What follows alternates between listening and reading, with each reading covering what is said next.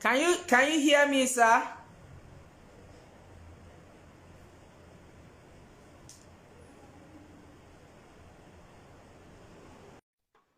Hello? All right, while we're waiting for him to join us. Okay. Yes.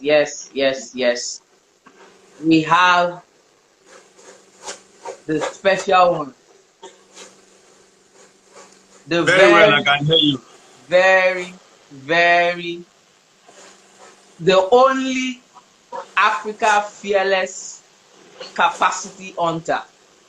Guys, I can confidently tell you that you have signed up for something uncommon tonight.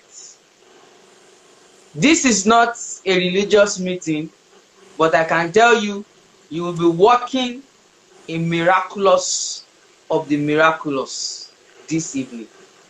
So I need you to share the link of this meeting or join us at King's DIG Solutions, DIG for digital, so that we can soar together on this flight. So, sir, just before you have the floor, I think it's necessary for me to do a bit of introduction on who he is. His name is Gbenga Olukosi, and presently is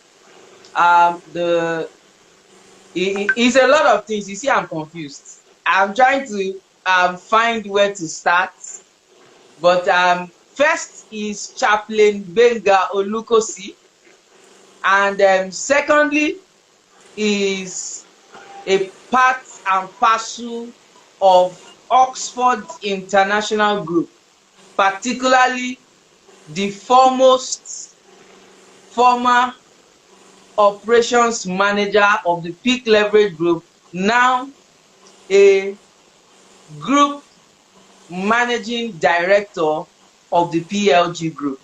Don't get confused. We have just started.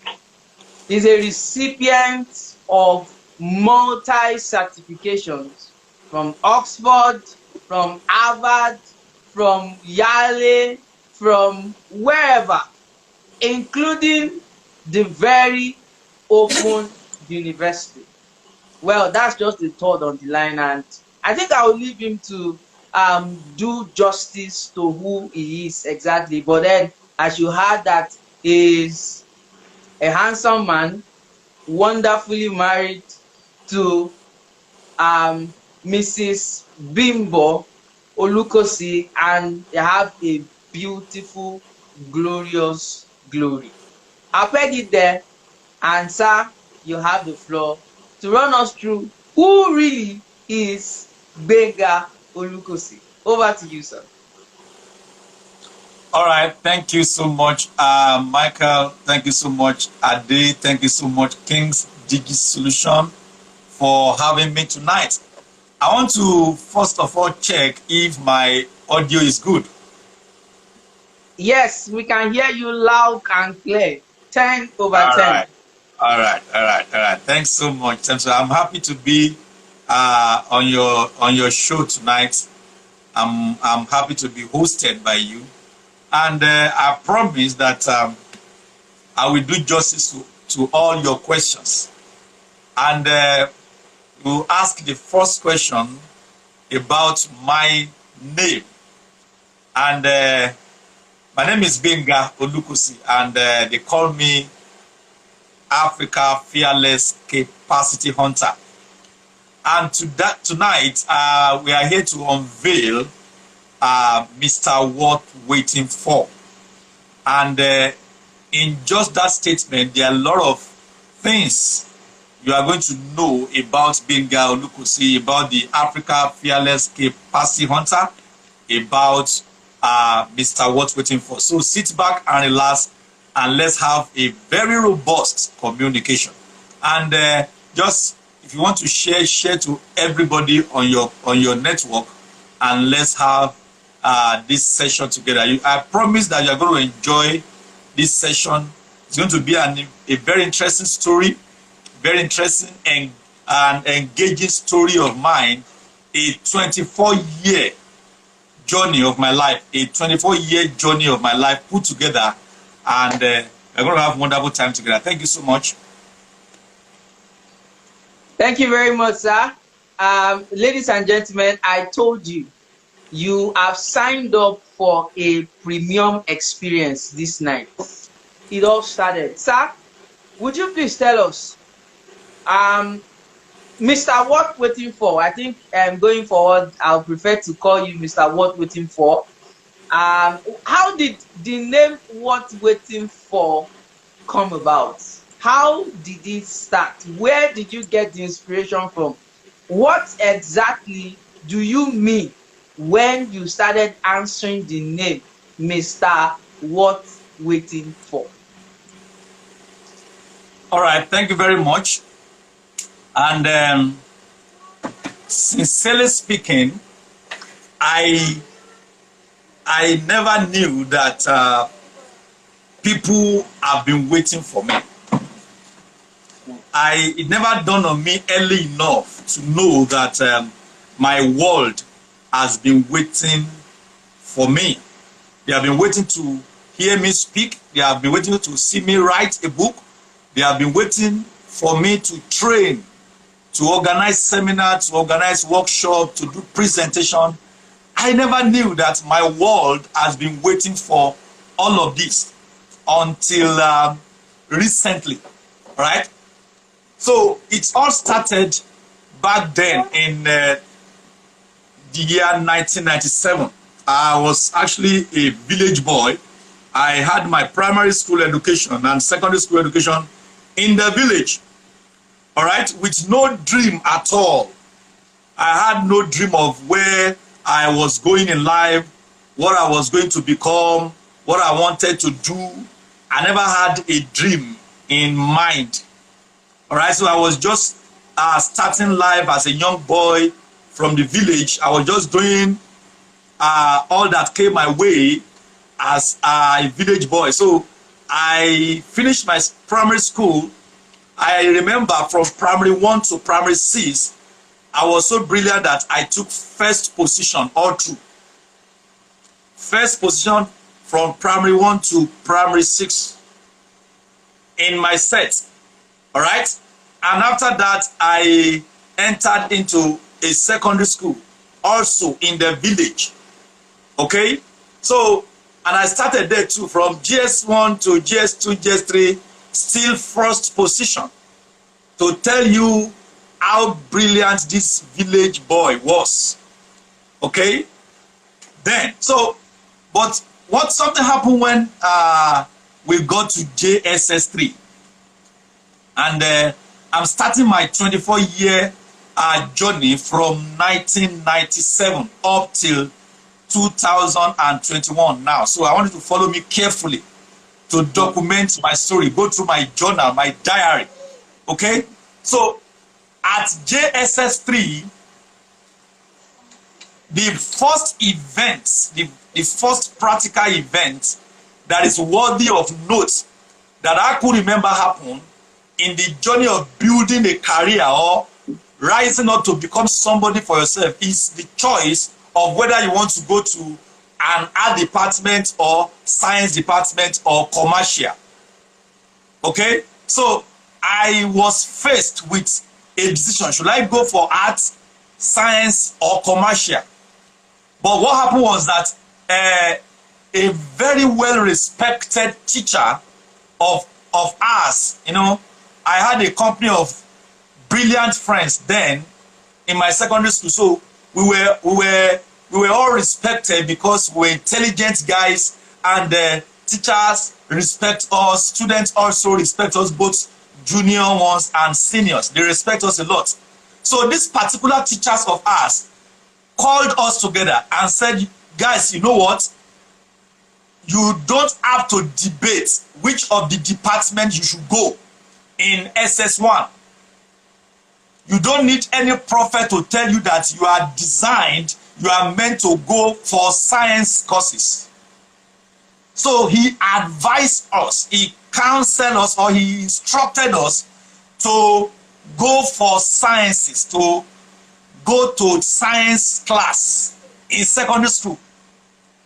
So, and we all agreed we don't have any reason to disobey him. I mean, as at then, he was a very respectable teacher that we love so much. So we can't say no to what he said. We all believe everything that he said, and we followed his word. And together with my colleagues, my friends, we headed straight for science class. That was the first time I found myself in science department. Okay, so we started the class together, you know, agriculture, biology, you know, things like plants and animals, symbiosis, amoeba, you know, the smallest individual part of an element. You know, I was still leading because I could read well, I could write well, and I could speak well. So anything that had to do with writing, speaking, and reading, yeah, and it's not my problem at all. So I can always be a lead in that area. So I was leading my class in JSS 1 in those classes, biology, agric, chemistry. But something happened when we were going to have a physics class. There was this class called physics class, and it was the turn of that class at that time. So the physics teacher came into the class, and he started writing on the chalkboard. That was my first experience. For the first time in my life, you know, he started writing stuff like VU raised to power this minus all this U plus 80 meter per second. You get velocity, all this physics jargons. See, for the first time in my life, I was lost. My God. For the first time, it was the first time somebody will write something somewhere that I will not comprehend, that I will not understand. It has never happened to me. Was it looking like Arabic? Exactly. It was even like Chinese, like Mandarin. What is happening? I look left, I look right. I found out that my colleagues, my classmates that I have been leading, they were picking up, but me, I was taking back position. I could not follow what's happening. So I decided to keep it to myself. I was observing. Maybe something is wrong with me. Let me just check. And he continued. The first class, it was like that. Second class was like that. Third class was like that. And at a point, I could no longer harbor this anymore. You know, I found out that some of my friends that have been leading in previous classes, they started leading in that. They started beating me hands down. They were looking onto me for answers before. Now I had to call them to tell me answers to what the physics teacher was writing. I've never done that in my life. So let me interrupt you at this point. So how did you cope with becoming relegated in 3 weeks? A one-time champion of the class, acknowledged by the entire class. Obviously, it when it comes to writing, sound when it comes to speaking. Certainly, your self-esteem must have gone lower. So, how were you able to, undo that situation as it concerns your person and doing the right thing? Doing the right thing is finding a solution out of that inability to flow. Then the other part is what all of us as human beings have. Some level of talking about how I cope. See, I don't have problem with coping with anything in life. That's me. I don't have problem with adapting to situations and conditions. The moment I realize that this is before me, this is what is happening, I quickly adjust myself to the flow. So I will not be surprised that somebody is saying that Gbenga does not know, or I'm telling him, or I'm teaching him. I don't want to. I'm not surprised. I'm not bothered. what I want to get from you is what I want to get. Whether you are taking glory or you are taking honor, it's none of my business. Shall give me what I'm asking you. So my self-worth, my ego was not bruised. I was still myself. All right. So, but what happened was that I could no longer continue like that. And one day, in the middle of that same physics class, a spirit just entered into me and said, Gbenga, you have to leave this class now. This is not your class. This is not your place. And what happened was that all of a sudden, I just picked up my locker and carried my chair. And I was heading out of the classroom in the middle of that science physics class where the physics teacher was still writing on the chalkboard. And the man looked back and said, what's happening here? Where are you going? I said, wow. I'm going back to my class, sir. I said, which class? I said, I'm going back to art, sir. So what have you been doing here? I did not respond. I just said, I want to go back to my class, sir. That was how I left. Now, unknown to me, there were other classmates of mine who could not also flow. They were not also getting the flow of the class. They were like me, but they could not speak out. They were just looking for they were looking for somebody to take a lead so that they can follow. Four of my classmates followed me that day. 4 of them followed me. They saw that Gbenga is leaving. So they used that opportunity, that advantage, and carried their locker too. And that was how they followed me back to art class. And we got to art class. They have gone so far. So, but we don't mind. We collected their notes, we copied their notes, and we started reading. And that was how I found myself back in my natural habitat where I could naturally flow. And I started comprehending. So everything I read in art class, whether it's writing or whether it's speaking or whether it's reading, I always find myself in charge. I was always leading all those moments. So and I was having a very wonderful time for myself that, I can read and understand. I can write well. I can speak. And somebody would listen. So I found myself back to my natural place. That was my first experience in 24-year journey. Thank you very much. Thank you so much, sir. So my take-home point from your short story of 24 years journey, I mean the beginning of your story, is that no matter how far anybody might have traveled on a journey, the moment you discover you are not on the right lane, what is necessary for you to do is to turn back and get your right course, regardless of anybody's opinion. Because you are the one. You are the one in the show. You are the one the world is waiting for. You are the one people are waiting to see, to hear, to receive from. So, and you know what you are going to give to your world when you appear to them. So do not allow anybody to take away the steering from you. Once you know you are driving to a wrong direction, find your way back to the right lane.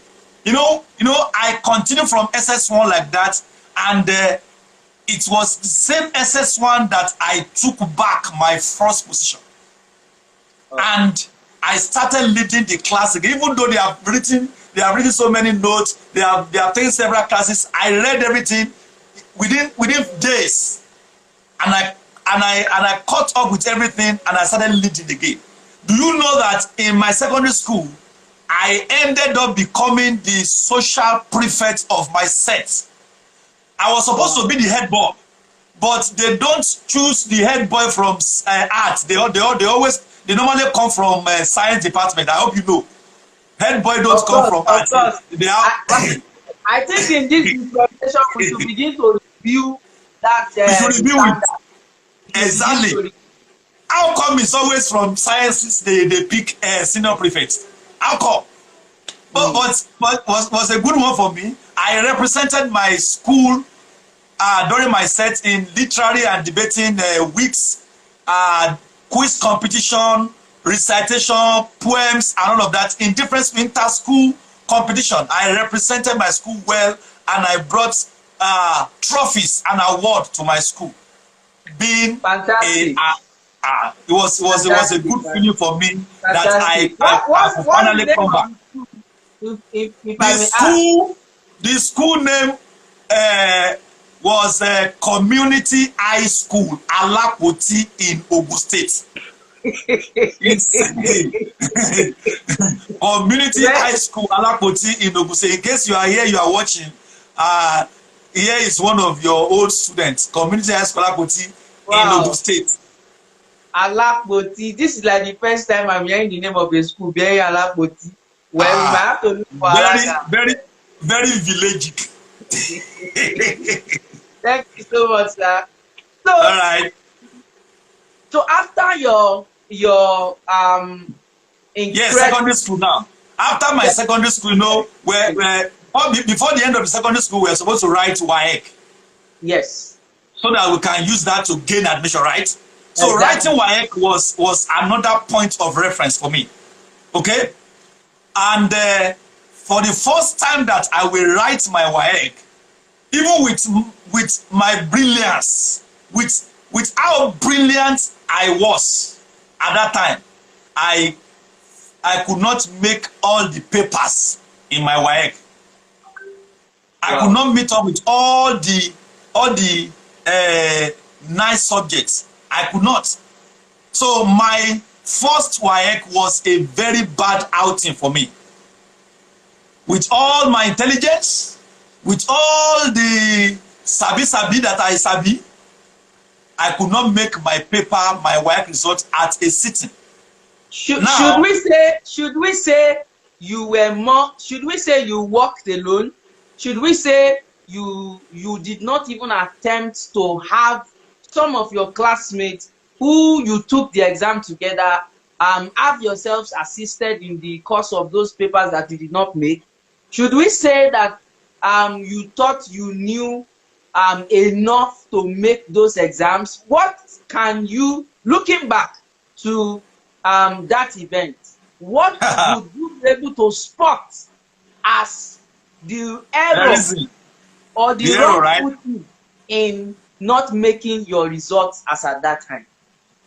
Well, what I could bring out from that, you know, writing an external exam is different from internal examinations. So definitely. All this while I've been used to internal exams, you know, is we. All right, but I know I was not prepared enough to face something external. I was not well prepared to write WAEC in the right way of writing it. You know, there's a way you prepare for an external examination. So I thought it would be normal internal test and assignment and exam that we write in school. But you know, the markers of WAEC and the invigilators, the supervisors, they were different. So it was a different world entirely, which I was not well prepared for. I don't understand what I just entered into it with the same mentality. So my preparation was not solid enough. You know, you have to prepare ahead, and it was not well done. That was the only reason I could attach to my first bad outing in writing WAEC.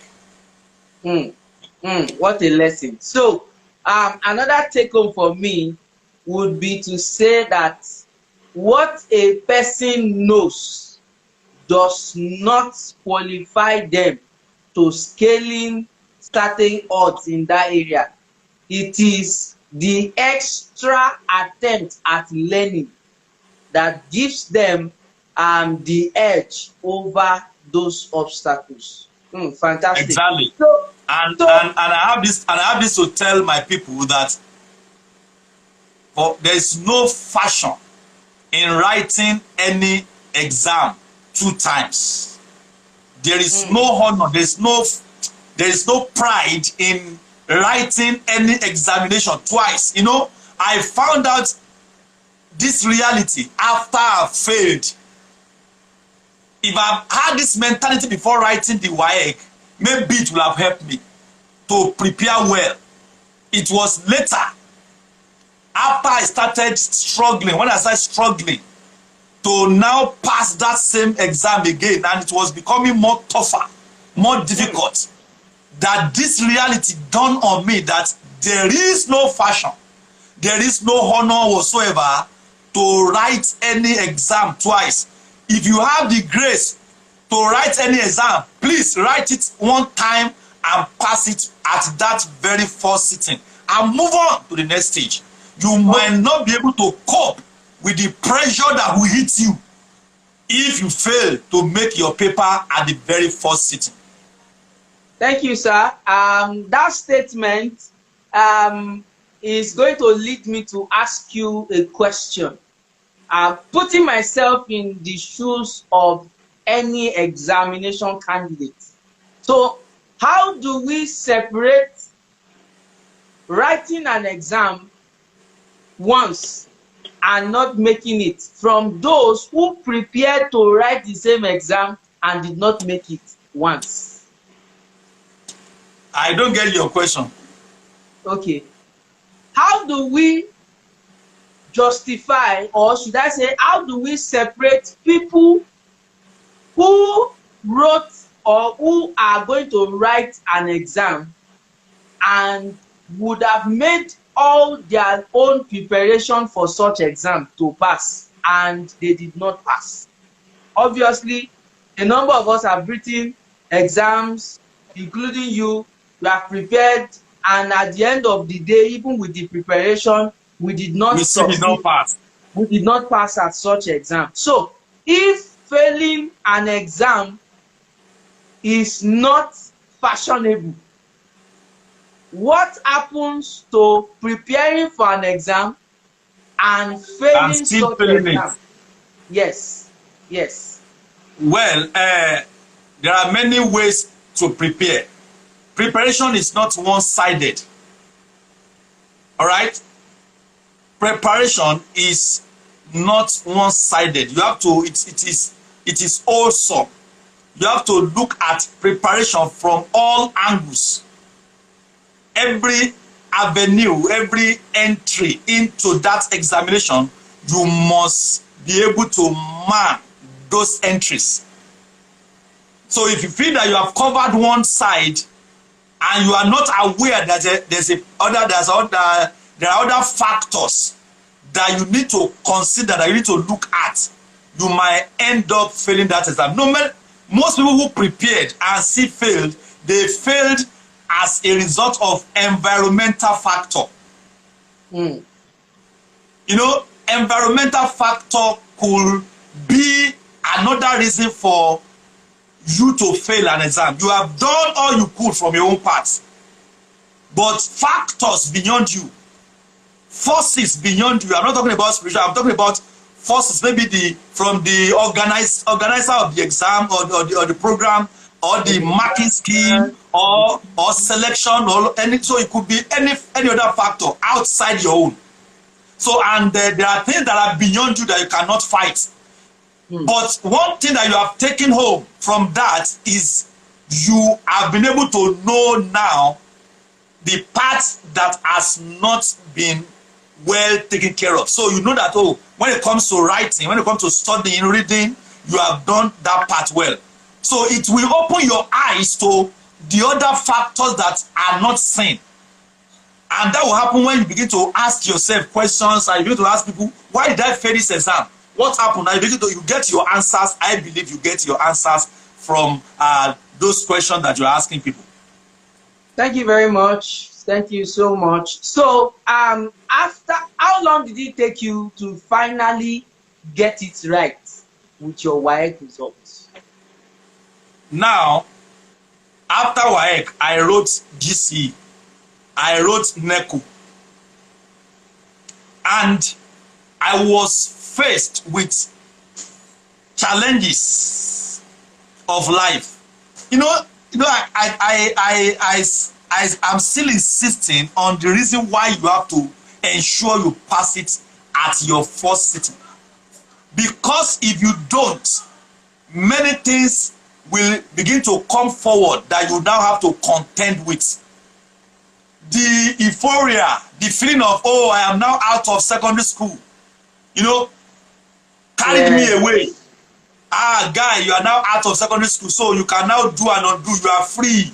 Like You know, I have this feeling of I'm free now. Here you can I'm free now. So a lot of societal influences started catching up with me, and I was not built well enough to say no to them.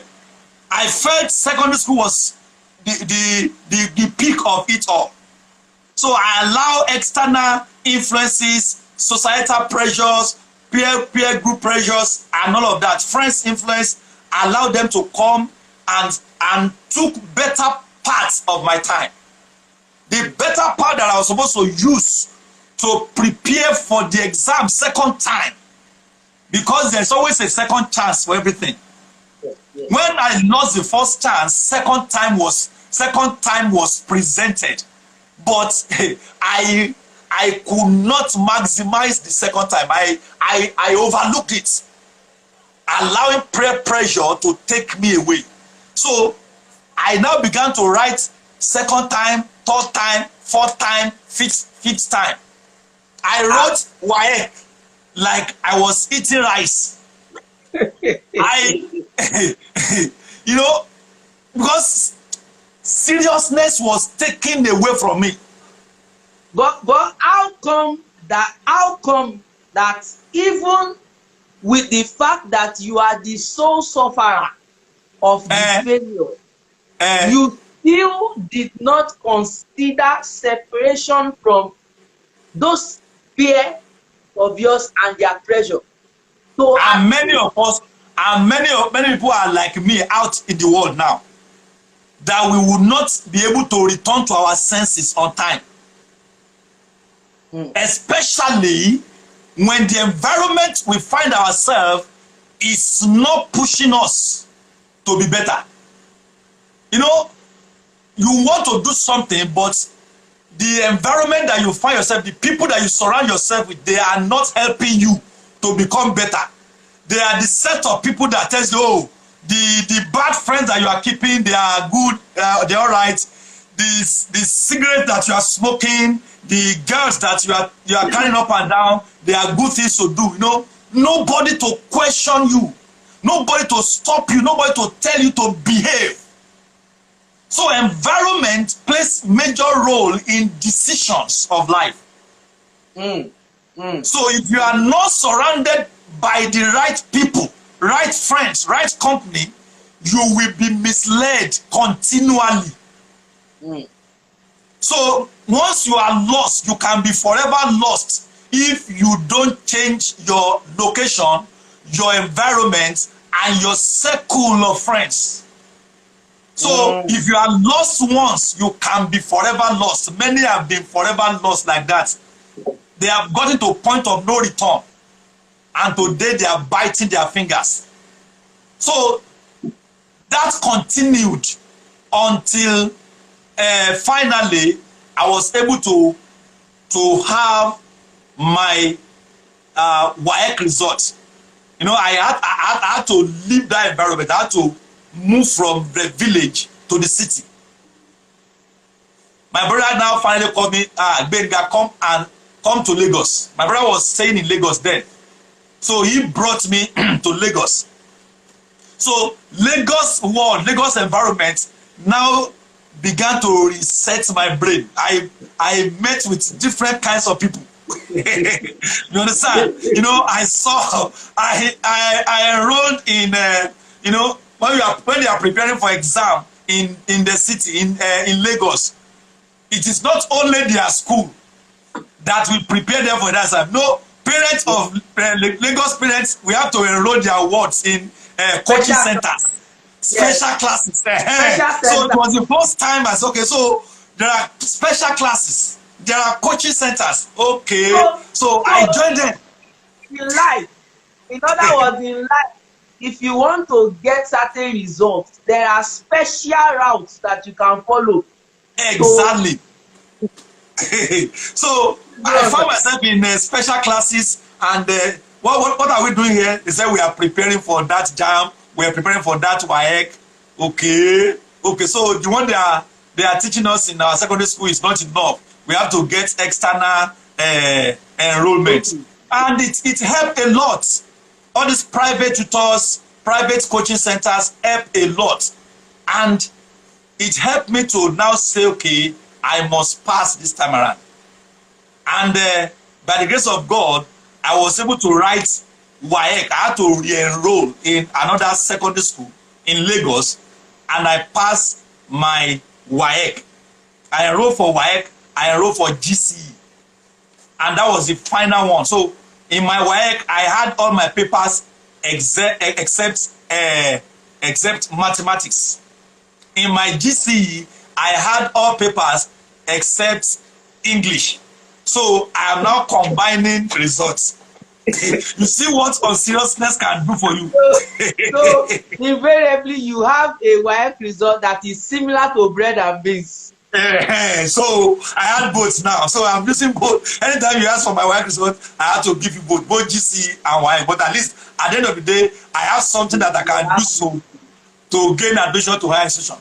So that was now the battle for writing JAMB now started from there. So before So we go to JAMB, so in total, how many years did you invest into finally getting a school SAT results? Hello? Okay, and so we in total, how many years did it not take you to finally get an O-level result? And how many the exam you finally wrote and made what number in the list of your exams? I can tell you that I lost count. Hmm. It was the last one that got me what I was looking for that I can now reckon with. But I can tell you that in the space of 5, 6, 7 years, I was still battling with WAEC and JAMB. My God, my God, I'm my telling you. my God. So it it tarried so long that I spent major part of those years doing nonsense, irrelevant things. Okay, but Yes, yes. finally we got that cleared up, and we now had to write jam. Jam too. We wrote jam, jam, jam, jam, jam, jam. Jam did not speak out. So even after struggling so much to get the WAEC and result, you still had to face that same, battle in making JAMB. I'm One would telling you, expect that JAMB should be automatic with your automatically, experience. I could not meet up with the cut off mark. Wow. I could not meet up. A lot of things were contending, competing with my intelligence, with my brilliance. But I got frustrated at a point. I said maybe God does not want me to go to higher institution. So I started considering part-time study centers. University of Ibadan with their satellite campus in Lagos. Dance learning. The distance learning. You have to, when you cannot get the original, you now have to settle for less. Mm. Polytechnic is in Ibadan. You have to go and do their distance learning in Lagos. Unilag is in Yaba. You have to enroll your own at the campus that is in Abule Egba or Sango.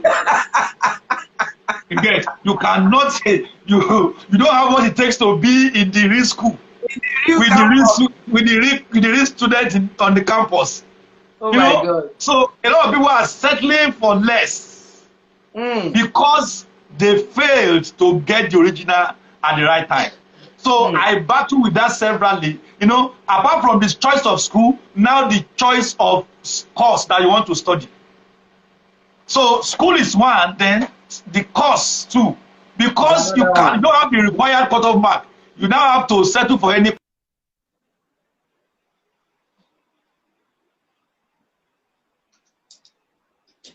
Hello. want to Hello? I just want to be in school. I just want to be, just give me any course. So it got to that point.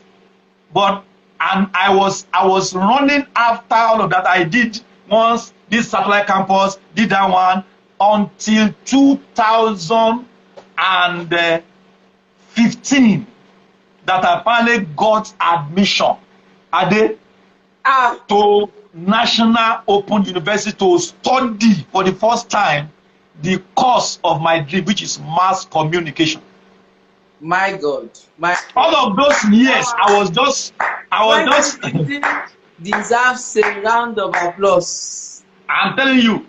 So 2015, I finally got admission for the first time, even though it was not your own kind of school, but at least that I got admission to National Open University, and they gave me a course of my choice that I know for sure that I can have an edge. I was happy. So and I gladly took it, and I started. And February this year, right, 2021. Yes. For the first time, I could hold my BSc certificate that I've been pursuing. That I've been pursuing from 1997. My God. February this year, finally I said, okay, I have a BSc certificate to show. All right. So that was the journey. Between 1997 and 2021, a lot happened in those years. The way I'm talking to you right now, you will think that somebody who could not secure admission to higher institution of learning on time, how come he's delivering like this? How come he has been able to build such a profile for himself? What did he do differently? That is the matter that we want to go into now. Amazing, amazing. Thank you very, very much. I'm blown away with all of this already. So let's go. Let's dig deeper. Let's dig very, very deep now. So after, or should I say, in the course of taking your courses, attending classes, obviously you were building capacity. You were doing stuff because it didn't even look like you have not been in this before.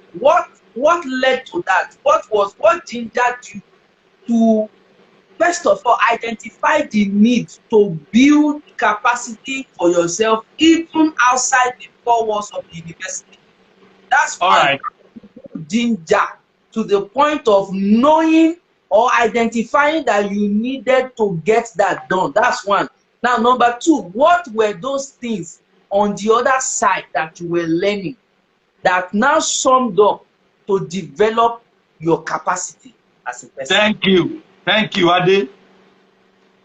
At a point, my classmates that have been leading, 99% of us could not make our WAEC results at the first sitting, but they wrote their own second time, and they were able to make their result this second time.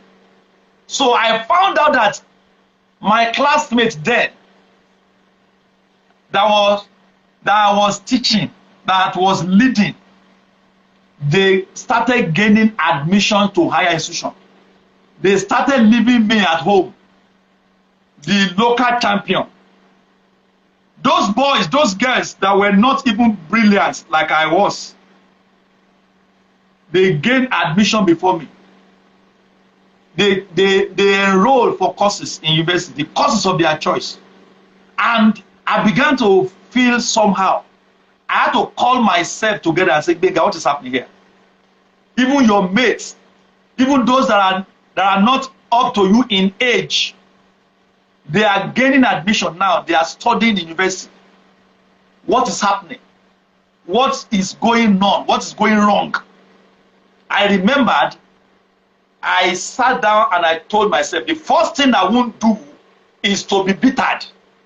I was not going to be bittered that my fellow colleagues or anybody around me, they are making waves, they are doing exploits, and I will now be bittered or be angry or be jealous.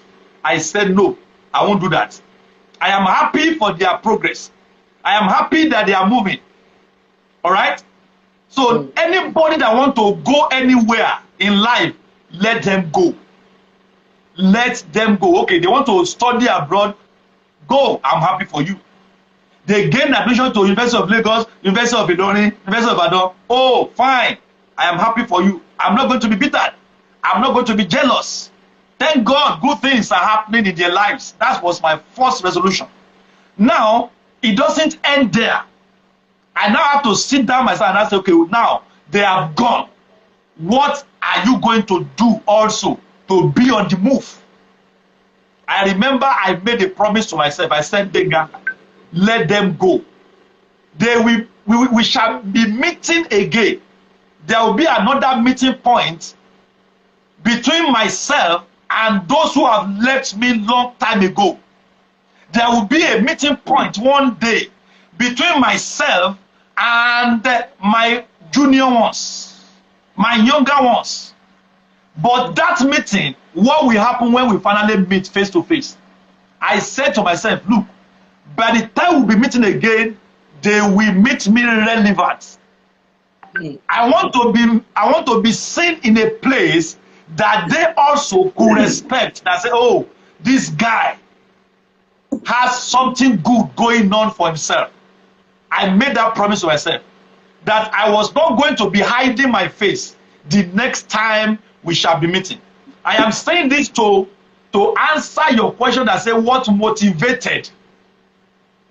So that was my motivation. That as they are leaving me, I don't want to be stranded. I don't want to be left behind. I also want to amount to something. All right? So by the time we shall be meeting again, I will not be hiding my face. I will not be running away. I will be able to have a handshake, eyeball to eyeball, and be able to introduce myself with what I am doing. Fantastic. They will see me.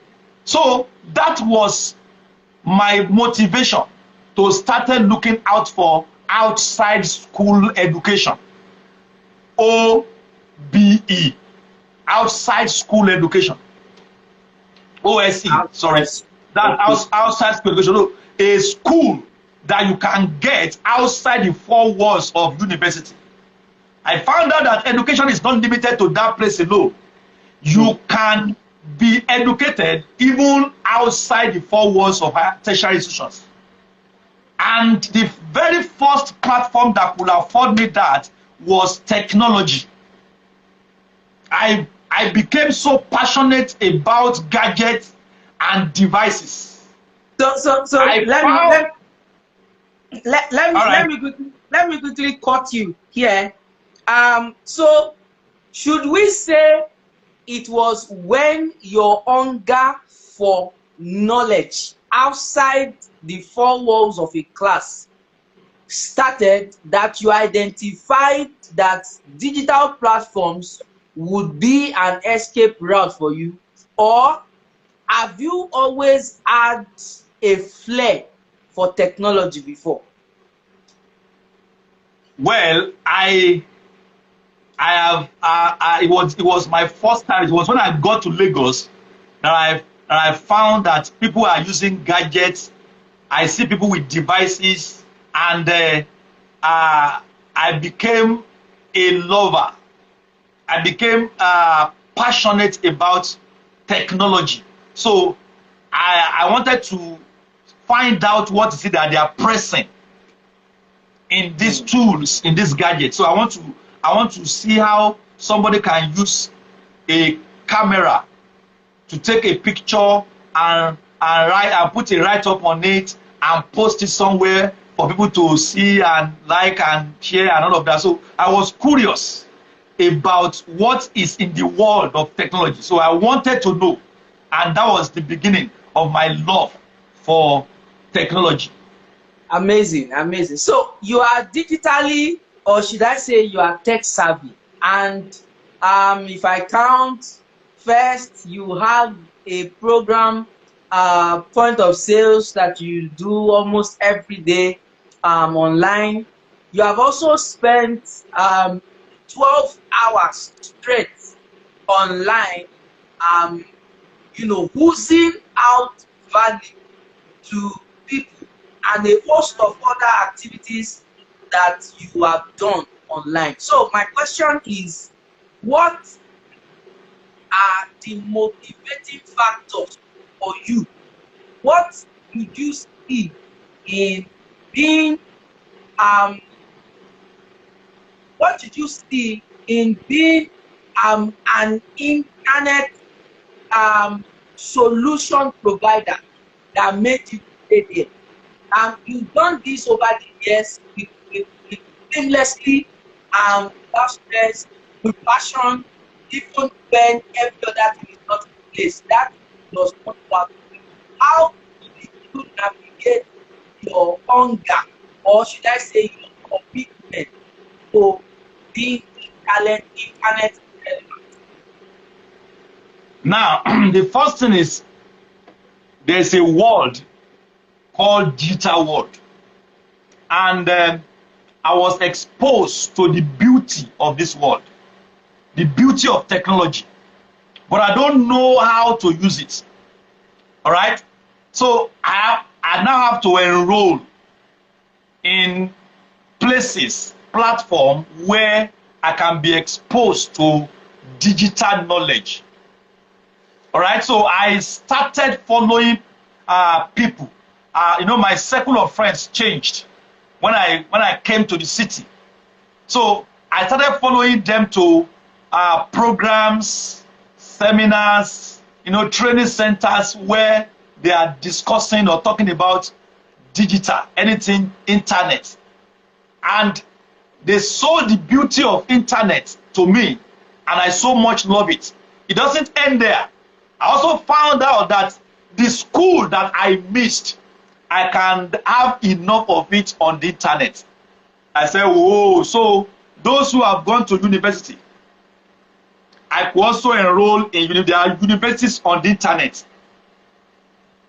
There are universities, there are higher institutions on the internet that I don't have to write JAM, that I don't have to submit my WAEC results before I could apply. I say, whoa. So it's possible for me to enroll in a course online, and that was the beginning. So I started bombarding internet space with applications and filling of forms for different courses, whether I like the course or I don't like the course. Curiosity will just make me to say, okay, this one they are talking about Facebook, they are talking about Twitter, they are talking about this one. Go and do it. I will just some of them might be a week, might be 3 weeks, might be 1 month, some of them might be 1 day. I will just be taking different courses. I will just be stumbling on different programs until I came across the ones that can help me create a niche for myself. I found out that I can trade online. I can voice my opinion. I can air my view online. So okay, I can put a camera before my face like this and talk to people at the internet space worldwide that they can get to hear me. So I say, oh, this is fantastic. And that was how I started bombarding internet space with different programs, different online broadcasts. And I started taking trainings that can boost my confidence, that can boost my morale, that can help me become better presenter on the internet. I found out that people outside Nigeria can get to see me and hear me. And I saw myself doing what I could not do when I was back there in the village. So internet gave me so much joy and passion to continue. I can never be exhausted. I can never get tired of going online to do stuff. That is my natural habitat. Amazing, amazing. Thank you so much. In the light of what you just said, it becomes very important to strike out the fact that the access to internet for many persons, especially the younger generation, the millennials, is available. The opportunity for access is available. What are the 3 ways, or what are the major factors that would hinder any young person from accessing opportunities? Like you said, everything that your classmates learnt in their respective universities, you discover that they were available on the internet for learning. Exactly. So, but it is saddening to discover that many young people do not even know, even today, that there are uncountable resources that they can access to become a better person. So the question here is, what are the ways you think people can find those opportunities? Where should they go? How will they find? The first thing. See, you cannot give what you don't have. And inside every human is what we call potential. Potential. There's what we call inner strength, innate abilities, and they will remain at the raw stage if they are not expressed, if they are not fanned to flame.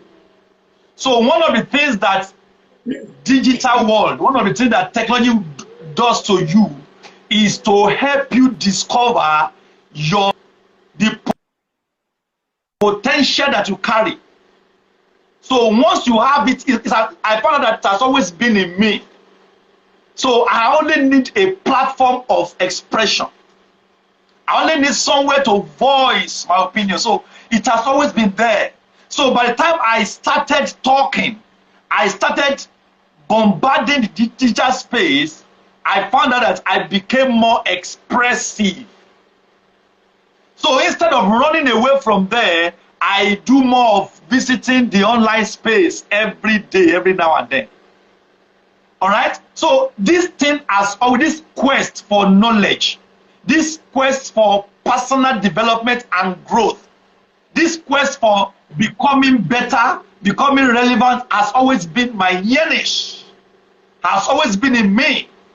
You know, I told you I made a promise to myself that they will be meeting me relevant. So that was a push for me.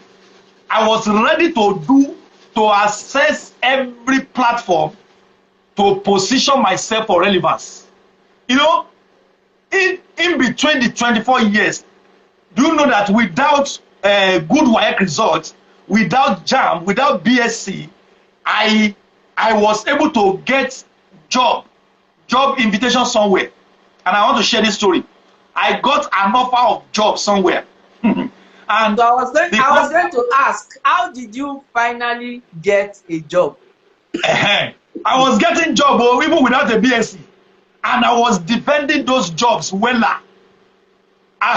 You know, you need to see this energy, this action. One company called me one day and said, okay, they needed a match post, managerial position, and I submitted my CV, and finally they called me to come. By the time they printed out my CV and I was sitting before the interviewers, they look at my CV, the man look at it from head to toe and say, see, young man, we cannot give you this job because of this your CV. You don't have what we are looking for. No, my CV was just up and down. You see one sandwich program, one satellite campus, this one is not complete. You can't use that CV for anything. And me, the owner of the CV, I knew. So before the man landed, I said, I called him to and said, sir, please don't look at that CV. Can you please push that CV aside and just give me 5 minutes of your time? Just give me 5 minutes of your time to just have a discussion with you, and that's all, sir. After that 5 minutes, I'll be gone. And that was the first mistake the man made to allow me talk. He said, okay, say what you want to say. The company was into product packaging, and they had an amazing product, a product that could compete with global standard. They were so good at these products, they were so good with what they do. But all of a sudden, I already knew that they lack one thing, and that is online visibility. They were doing so much, but they were not online. They don't have websites. They don't have social media pages. And that was the only thing left for them to have. So I said, sir, that is your problem. I'm going to set up your social media handles and pages, and I'm going to put your company and your product on the internet space for global visibility. You know, I was, and the man was looking at me, okay. I said, I'm going to design a website for you. I'm going to manage it for you, an interactive website. You know, I've learned all those steps in my years of going online. So I was giving them. So the man was just looking, see, this office that you have, this physical office of yours, sir, you can only attract people that can drive in, people that can see you in this locality. But by the time you have internet presence, online visibility, the whole world will be watching you. The man was swept off his seat and said, so you are going to do all of that? I said, yes, I was going to do it if you allow me. So this was a man that said he could not hire me. At the end of that meeting, you know, I requested for 5 minutes. Yes. I spoke for good 25 minutes. They could not stop me. They don't know when my 5 minutes was over, because I was making sense with what I was saying. So they allowed me to talk and say, okay. So this man that now said that they don't want to hire me. At the end of the day, I say, you know what, Mr. Gbenga, I think I like to work with you. I say, oh, you want to work with me now? So me too, I now relaxed back. I said, okay, let me now use them to do shakara small. I said, okay, sir, since you like to work with me, I would like to go back home and think about it. So I will get back to you, sir. I will get back to you, sir. You know, normally when they don't want to give you job, they tell you that we will get back to you. You know, as we do now. So me too, for the first time, I was privileged to give that to an employer. Face to face, sir, I will get back to you. Let me go and rethink your proposal. And I left that day. Wow. After a week, they called me back. They said they sent me a mail that I was successful. Okay, they were going to give me an official car. They're going to do this. They're going to do that. I said no problem. So they invited me to come over. So I went. They said I was going to collect my official car that day. I said no problem. I went. So when I got to the office, the man gave me the key, and I opened the car, and I started the engine, and I found out that the car was a manual, not automatic, and I cannot drive manual. They didn't tell me. So I saw manual. So me, I'll be driving manual. I said, sir, Oga, I don't want manual car. I cannot drive manual.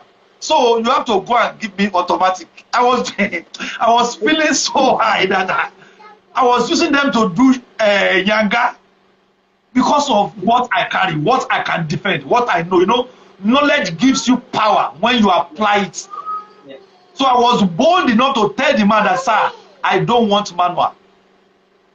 Give me automatic. The man was confused. He said, how come you didn't tell us that I cannot drive manual? So what do you want us to do now? Say, me, I don't know what to do. I cannot do this work without an automatic car, because I'll be driving everywhere to do marketing of your products. Okay? So the man had to say, okay, now say, okay, you know what? We are going to send you to driving school to go and learn how to drive manual. Do you know that company paid for a driving school for me to go and learn how to drive manual? You have not even 3 weeks. I've not started the job because, but I gave them an option, the only option they needed. They could not go back to start recruiting another person. They don't know whether they will have another good candidate like that I was then. So they had to pay for driving lessons. 3 weeks. I went to learn manual to come back and start the job. They paid with their money.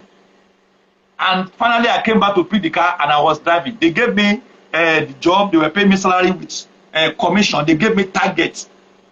You know, targets. The first month I don't meet. Second month I don't meet target. Third month I don't meet target. And I was collecting salary. One day I went straight to my boss office. I said, sir, I think I like to be relieved of this job. The man looked at me and said, what? I said, sir, please fire me.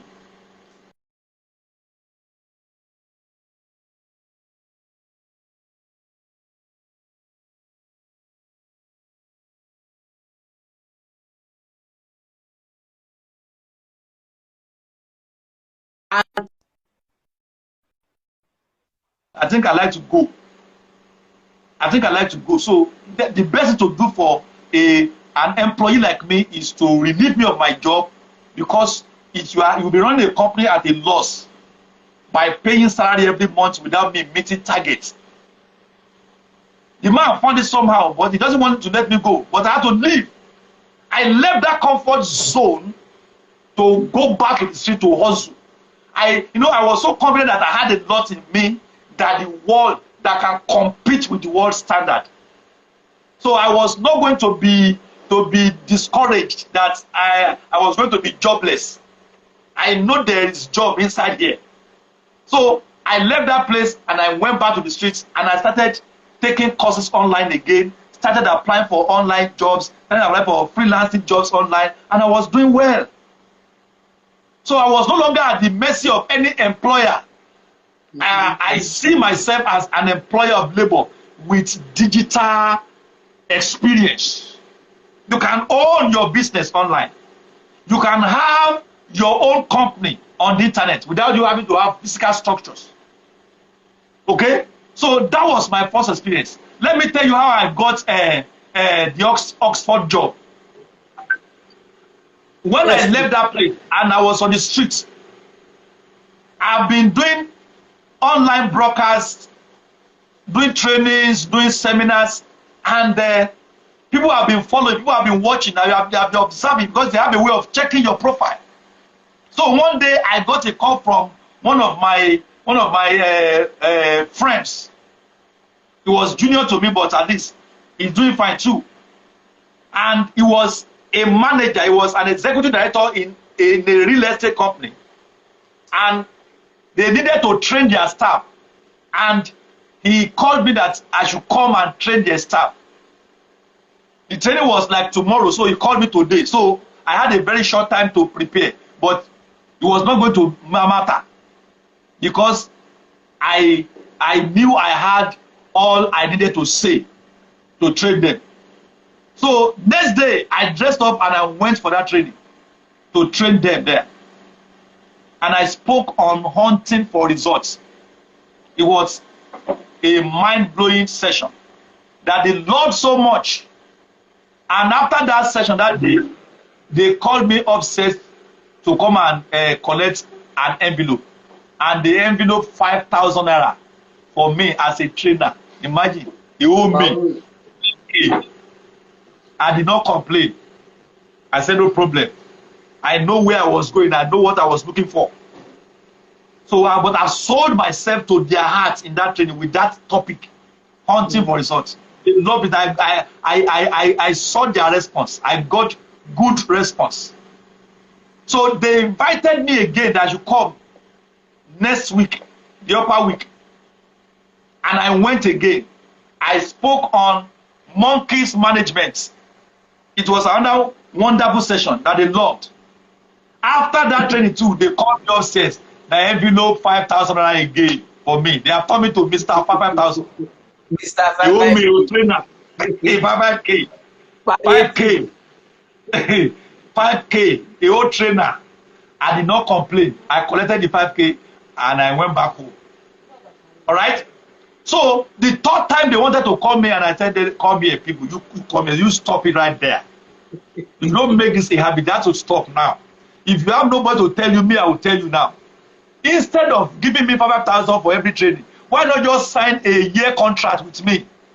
And I'll be training your company every quarter. So let's do a year contract. Okay, they said no problem. They asked me to submit proposal. So I wrote a proposal and I submitted, and I was going to get answer, a reply from them soon. But in the middle of that waiting for that approval, one of their managers was relieved of her job, and she was one of the attendees, one of the students, one of the participants of my session in their company. She was a manager there. So she was relieved of her job. I don't know why, but she left that job. It was when she left that job that she got called from another bigger organization called Oxford. And Oxford called her, being somebody with experience, and they asked her, they gave her a managing director position in Oxford. And as a managing director, you must have an operation manager. But because she has sat under my class and she enjoyed it, she saw how I delivered. So she had no other person in mind to work with than me. So she gave me a call and said, Mr. Gbenga, they have made me got a job of a managing director in Oxford, and I'm looking for an operation manager now. And I said, okay, no problem. I was going to help her get one. But when we finally met, she said no, she does not want me to give her any man. She wanted to work with me. We should both start. That was how they gave her a new branch, a new subsidiary. And I was going to assist her as our operation manager to build that company. So today, that company has become a group and has given birth to over 40 other subsidiaries. Amazing, amazing. And every month now in sales, we can boast of over 500, 300, 200 million sales every month. Fantastic, fantastic. So what gave me that job? What gave me that job?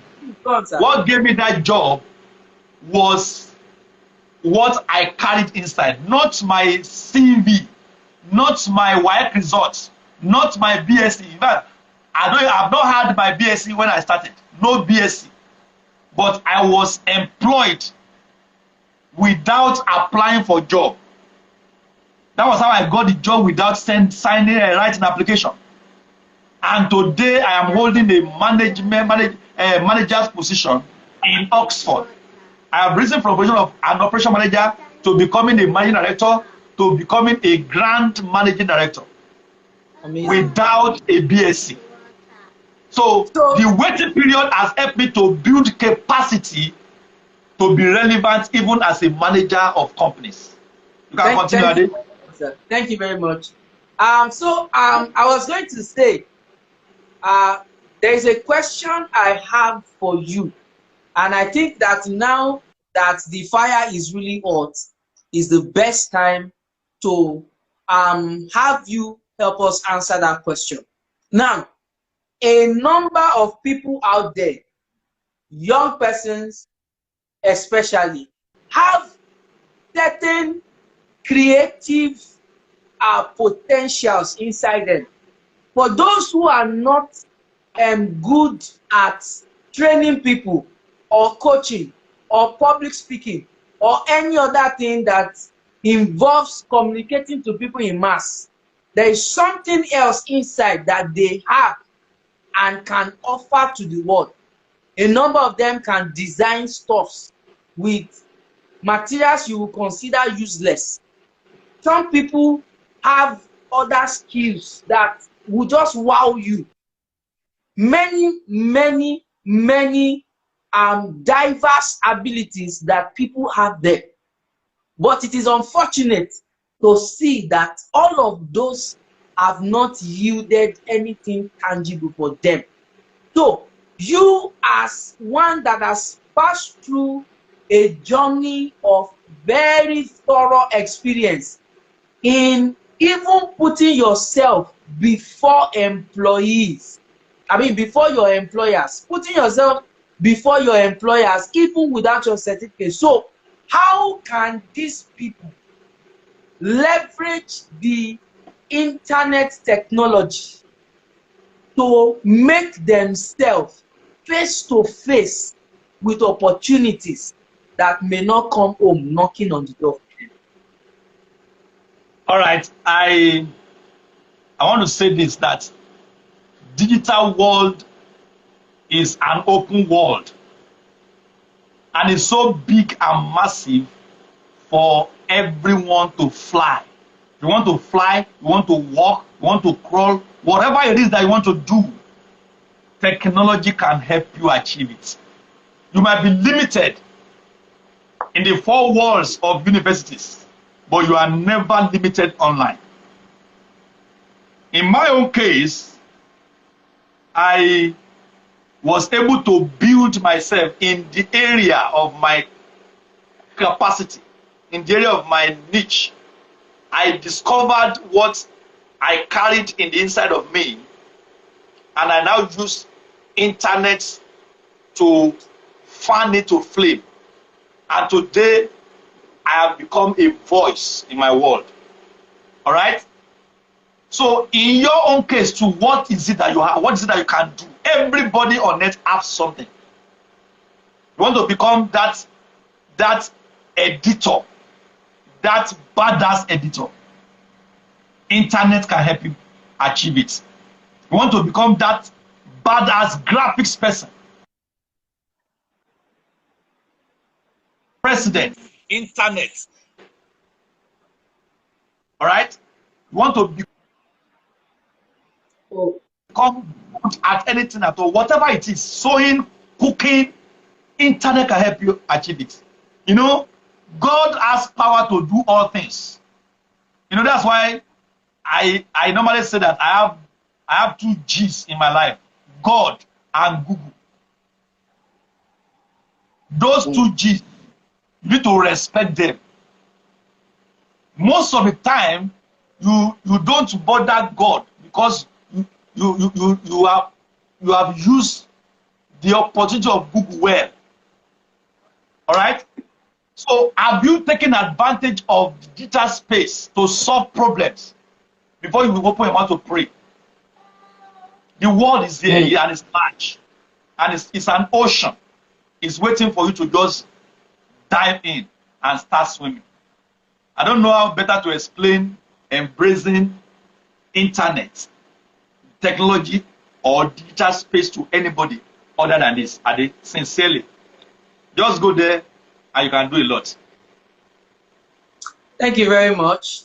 Our time is fast spent. But we're just going to touch a few more things.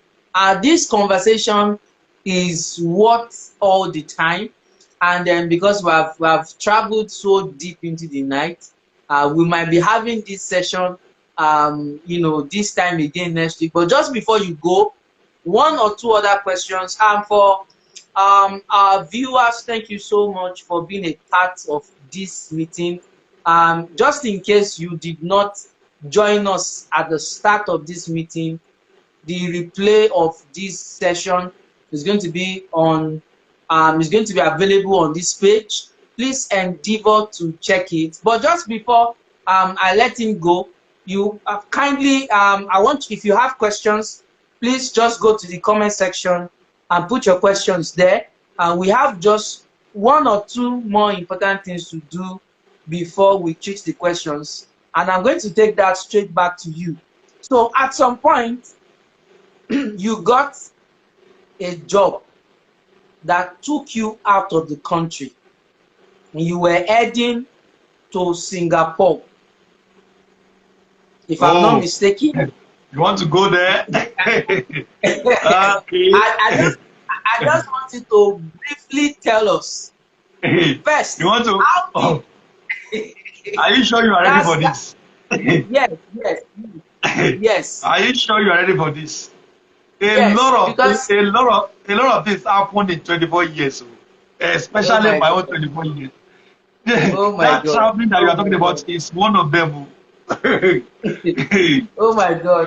Oh my God. So, so Maybe, boss, maybe you host me again to talk about this specially. Except you are telling me that you have okay, enough time.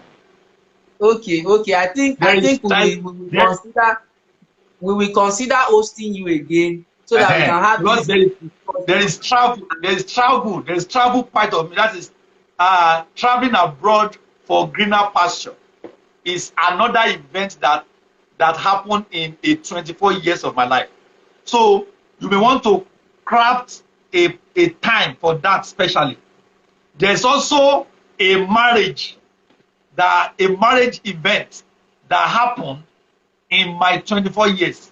So that's another word again, that's another subject. You So need to listen. let's The one is waiting for my marriage story. The one is waiting for my traveling abroad story. The one is waiting for my conception story. So maybe you should take it gradually. so let's see this way then. Let's wrap it up with this. People, you have heard it. There is so much, to offer. There's a lot on the table for us to take home. With this man is an embodiment of lessons that would change the life of anybody for good. But just before we call it a night, the last part of it is you authored a book, and it is Yeah, titled What Waiting For. And yeah. I suppose that's where the should I call it the alias came from, Mr. Yes. Worth Waiting For. So can you tell us how it came by? How did it begin? How did it start? That What book, led to that documenting that book? that book, Even without the knowledge of writing, even without being a journalist. Yes, I haven't studied mass media, mass communication. One would expect that you have an idea, but of course, we all know that producing a book is not just by the knowledge of being a mass communication student. So, have you? my question is: That you book, are always is in not front line. it's not school. It's not school that taught me how to write that book, Adi. It's not school. Exactly, hmm, It's not exactly where school. I'm going. They don't teach me how to author a book in that institution. But I no, I said that it was recently, early this year, that it now dawned on me that guy come o, you have done 24 years to get a BSc, a first degree in Nigeria. That thought came to my mind, my subconsciousness, early this year. And the spirit told me that you need to do something about it. So what is the best thing to do about a 24-year story? Is to put it in a book. And here I am. I did not go to university to learn how to write a book.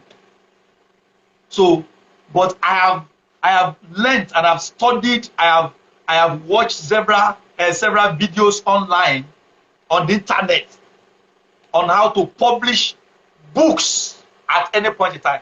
So it was so easy for me leveraging the internet to get a book published. It's possible. And my birthday was May this year, and I needed to do something different. I don't want to have a birthday party that people have to come together and eat rice, chicken, turkey, we dance, DJ play. I don't want to do that. I want to make a mark. I want to make an impact in the life of people. I used to go to moderate DB's home, orphanage homes to present items, gifts to those people that are disabled in one way or the other. But this time around, a thought of writing a book, documenting my journey of 24 years came to mind. And I pick up I sat down with my laptop, and between February this year, February, March, April, in less than 3 months, I was able to put the book together, and I was going to launch it on my birthday. And that was what happened. We launched it. We had a successful virtual launch on my birthday. And if you have not gotten that book, go and get that book right now. It's on Amazon, it's on Seller, and you can also inbox King's Digital to get a copy. It's available. That book is a diary of everything that happened in the 24 years of my life. I shared the 24 engagements that characterized my 24 years of waiting to get a first degree in Nigeria. Did I just fold my hands waiting for a BSc? No, sir. No, man. I did some things. I was involved in some things, and those things were shared in that book. Those things that I engaged myself with were the things that position me today as a man of relevance. Today I can sit down on Instagram and bless my world and enlighten my world and give a topic and do a presentation and be interviewed. And you guys see that I'm making sense, right? Absolutely. So Absolutely. It doesn't just happen. It happened as a result of series of mentoring, personal development and growth, capacity building, and more. And I've put all of this together for you to learn. You can't pick up that book and stop reading it until you get to the very end, because the book is so engaging, and you are going to get value for reading that book. So go and get it.